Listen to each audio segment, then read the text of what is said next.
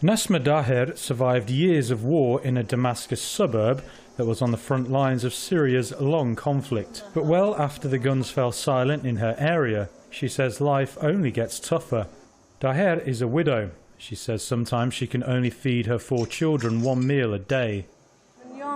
From the day of their father's passing, the days were hard and only got harder. My days are very, very hard.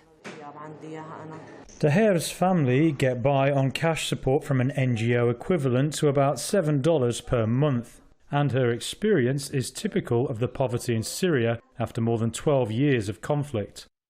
The fighting grew out of protests against President Bashar al-Assad's rule more than 10 years ago. 350,000 people have been killed since then, while millions were displaced and public transport ruined. Though the main front lines have barely moved in years, humanitarian needs are at their greatest yet.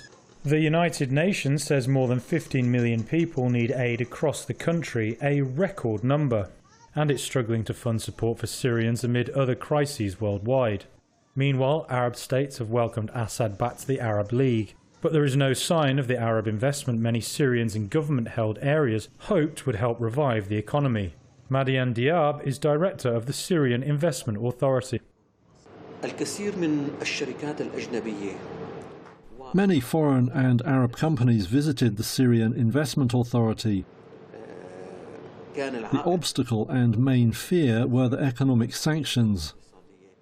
US sanctions can freeze the assets of anyone dealing with Syria regardless of nationality.